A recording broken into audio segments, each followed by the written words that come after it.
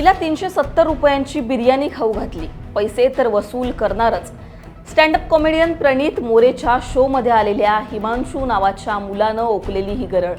त्याची कंपनीतून झालेली हकालपट्टी, प्रणित मोरेने डिॲक्टिव्हेट केलेलं त्याचं इंस्टाग्राम अकाउंट, सोशल मीडियावर प्रणित मोरेवर होणारा टीकेचा भडीमार, सगळं या व्हिडिओच्या माध्यमातून जाणून घेऊ.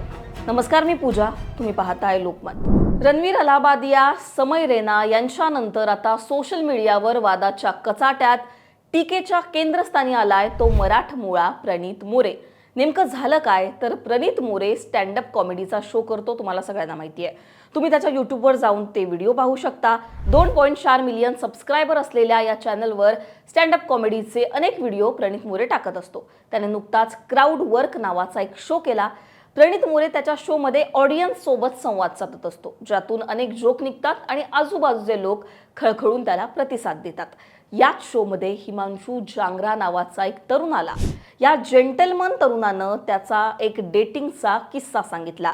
हरियाणातील गुरुग्राममध्ये एका ठिकाणी डेटवर गेल्यावर बिर्याणीचं 370 रुपयांचं बिल या महाशयांनी भरलं. त्यानंतर मुलगी त्यांना घरी सोड म्हणाली.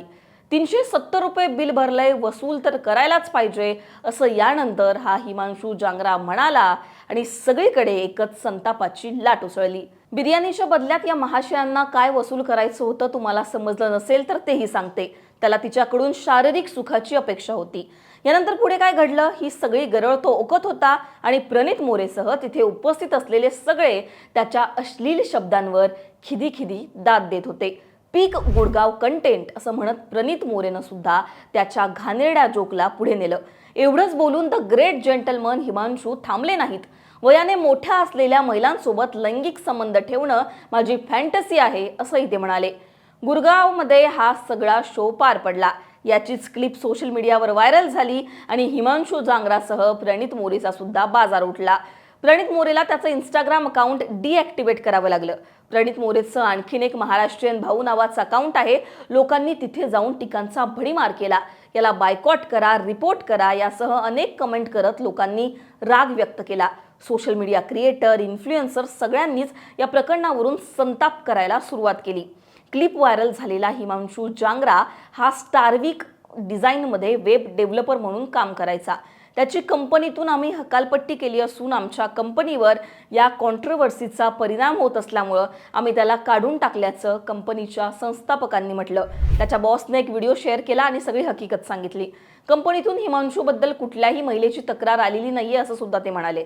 आता हिमांशू जांगरा याचं अकाउंट त्याने जरी बंद केलं असलं तरी त्याच्या अकाउंटमध्ये त्यानं शेअर केलेल्या महिलांना कमी लेखणाऱ्या पोस्ट सुद्धा व्हायरल होत आहेत. आमचे पूर्वज त्यांच्या बायकांना नेहमी मारत आलेत, अशा अनेक पोस्ट त्यांनी त्याच्या अकाउंटवर शेअर केल्या होत्या.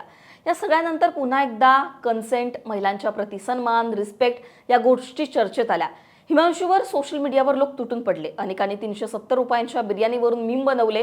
370 रुपयांपेक्षा महाग आमचे ब्युटी प्रोडक्ट आहेत, अशा कितीतरी रील अनेक मुलींनी शेअर केल्या.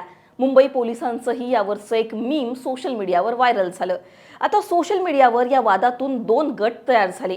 काहींनी प्रणित मोरेच्याच एका शोमधील एका महिला डॉक्टरची सुद्धा एक क्लिप व्हायरल केली आणि त्यामधून महिलेवर का प्रश्न उपस्थित केले जात नाहीयेत असा जाब विचारला. व्हायरल क्लिपमध्ये ही महिला डॉक्टर मृतदेहांच्या प्रायव्हेट पार्टवरून आक्षेपार्ह जोक करते. यावरून सगळे खदखदून हसतात. यावरून सुद्धा सोशल मीडियावर तीव्र प्रतिक्रिया उमटल्या. या तरुणीच्या व्हिडिओवरून वाद का होत नाहीयेत असाही प्रश्न अनेकांनी केला. दरम्यान इथे प्रश्न, मुलाचा व्हिडिओ व्हायरल झाला की मुलीचा व्हिडिओ व्हायरल झाला, खरंच हा आहे का, की एखाद्या जोकची सीमा किती असायला हवी हा आहे. कुठलीही गोष्ट मर्यादेमध्ये चांगली वाटते, पण सध्याच्या स्टँडअप कॉमेडियन्समध्ये जोक करण्याची पातळीच राहिली नाहीये का, हा प्रश्न इथे उपस्थित होतोय. सेक्शुअल गोष्टी, अश्लील भाषा, एखाद्याची मर्यादे पलीकडे जाऊन खिल्ली उडवणं, या गोष्टी केल्या नाहीत तर जोक पूर्णच होत नाहीत का, हा इथे प्रश्न उपस्थित होतोय. प्रणित मोरेने माफी मागून त्याचं अकाउंट जरी बंद केलं असलं तरी वादाच्या सगळ्या चक्रव्यूहातून आता तो नेमका कसा बाहेर पडतो हे पाहणं महत्त्वाचं असणार आहे. या सगळ्यांनंतर स्टँडअप कॉमेडीची नेमकी मर्यादा काय असली पाहिजे हा प्रश्न पुन्हा एकदा डोकं वर काढतोय. तुम्हाला या सगळ्यांवर काय वाटतं? प्रणित मोरेच्या स्टँडअप कॉमेडीच्या शोमध्ये व्हायरल झालेल्या हिमांशू जांगराच्या व्हिडिओवर तुमची काय मतं आहेत? स्टँडअप कॉमेडीची मर्यादा नेमकी काय असली पाहिजे यावरची तुमची काय मतं आहेत? या सगळ्या घटनेवरची तुमची मतं कमेंटमध्ये सांगा. लोकमतला सबस्क्राईब केलं नसेल तर सबस्क्राईब करायला विसरू नका.